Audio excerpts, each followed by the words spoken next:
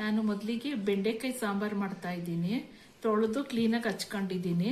ಇದು 1 kg ಅಷ್ಟು ತಗೊಂಡಿದ್ದೀನಿ. ಬೆಂಡೆಕಾಯಿ ಹುರ್ಕೋಬೇಕು. 1-2 ಸ್ಪೂನ್ ಅಷ್ಟು ಎಣ್ಣೆ ಹಾಕ್ತೀನಿ. ಬೆಂಡೆಕಾಯಿ ಹಾಕ್ತಾ ಇದ್ದೀನಿ. ಬೆಂಡೆಕಾಯಿ 1 kg ಅಷ್ಟು ತಗೊಂಡಿದ್ದೀನಿ. ಇದನ್ನ ಕಟ್ ಮಾಡಿ ಹುರ್ಕೋತೀನಿ ಫಸ್ಟ್ ಎಣ್ಣೆ ಹಾಕ್ಬಿಟ್ಟು.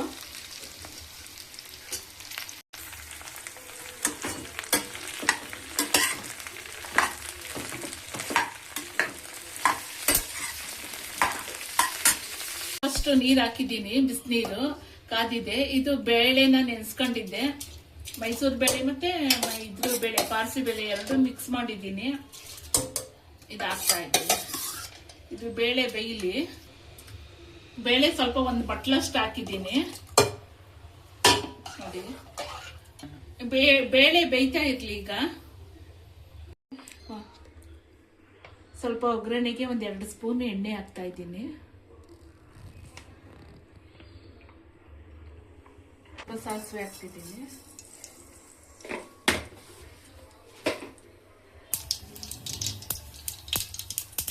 ಸ್ವಲ್ಪ ಬೆಳ್ಳುಳ್ಳಿ ಹಾಕ್ತಿದ್ದೀನಿ.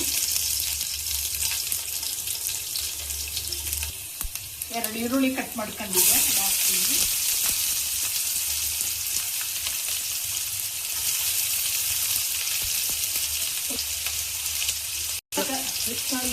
ಸ್ವಲ್ಪ ಕರಿಬೇವಿನ ಸೊಪ್ಪು ಹಾಕ್ತಿದ್ದೀನಿ.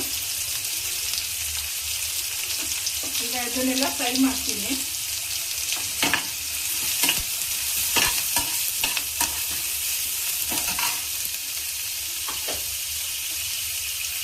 ಈಗ ರುಚಿಗೆ ತಕ್ಕಷ್ಟು ಉಪ್ಪು ಹಾಕ್ತೀನಿ. 1 ಸ್ಪೂನ್ ಹಾಕ್ತಾ ಇದ್ದೀನಿ.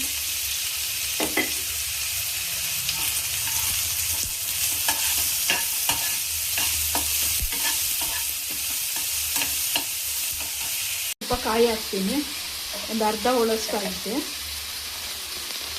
ಸ್ವಲ್ಪ ಈರುಳ್ಳಿ ಹಾಕ್ತೀನಿ ಮಿಕ್ಕಿತ್ತು. ಕಾಯಿ ಆದ್ಮೇಲೆ 4 ಟೊಮೊಟೊ ಹಾಕ್ತಿದ್ದೀನಿ. ರುಬ್ಕೊತೀನಿ ಈಗ ಮಸಾಲೆಗೆ ನಾನು ಏನು ಹಾಕಲ್ಲ, ಬರೀ ಕಾಯಿ ಮತ್ತೆ ಟೊಮೊಟೊ, ಒಂಚೂರು ಸ್ವಲ್ಪ ಈರುಳ್ಳಿ ಅಷ್ಟೇನೆ ಹಾಕೋದು. ಸ್ವಲ್ಪ ಇದೆ, ಒಗ್ಗರಣೆ ಎಲ್ಲ ಬೆಂದಿದೆ. ಕಾಯಿ ಮತ್ತೆ ಟೊಮೊಟೊ ರುಬ್ಕೊಂಡಿದ್ದೀನಲ್ಲ, ಇದನ್ನ ಹಾಕ್ತೀನಿ.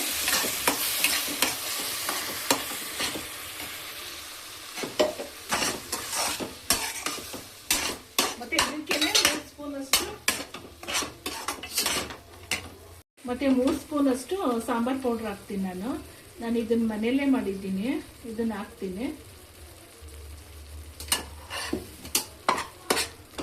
ಸ್ವಲ್ಪ ನೀರು ಹಾಕಿ ಕಲಿಸ್ತೀನಿ. ಈಗ ನೋಡಿ, ಸ್ವಲ್ಪ ನೀರು ಹಾಕ್ತಾ ಇದ್ದೀನಿ, 1 ಲೋಟದಷ್ಟು.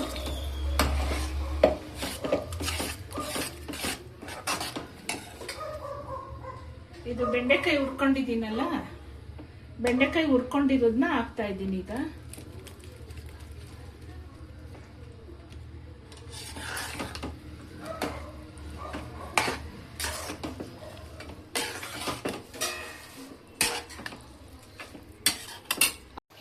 ಈಗ ಬೇಳೆ ಬೆಂದಿದೆ ನೋಡಿ. ಇದಕ್ಕೆ ಇದನ್ನ ಕುದಿತಾ ಇರೋದು ಬೆಂಡೆಕಾಯಿನ ಇದಕ್ಕೆ ಹಾಕ್ತೀನಿ.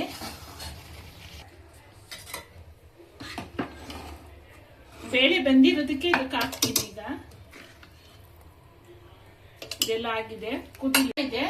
ಲಾಸ್ಟಿಗೆ ಸ್ವಲ್ಪ ಕೊತ್ತಂಬರಿ ಸೊಪ್ಪು ಹಾಕ್ತಾ ಇದ್ದೀನಿ.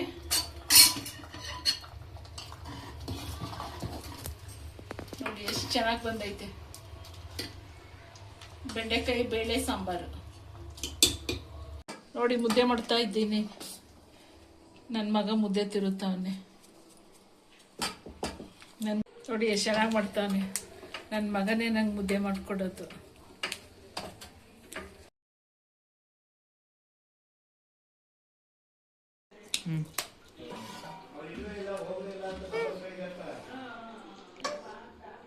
ಬಿಸಿಯಾದ ಬೆಂಡೆಕಾಯಿ ಸಾಂಬಾರು ರೆಡಿಯಾಗಿದೆ. ಮುದ್ದೆ ಜೊತೆಗೆ ಮತ್ತು ಚಪಾತಿ ಜೊತೆಗೆ ಮಾಡ್ಕೊಂತೀನಿ. ಈ ವಿಡಿಯೋ ಇಷ್ಟ ಆದರೆ ಲೈಕ್ ಮಾಡಿ, ಶೇರ್ ಮಾಡಿ, ಸಬ್ಸ್ಕ್ರೈಬ್ ಮಾಡಿ. ಧನ್ಯವಾದಗಳು.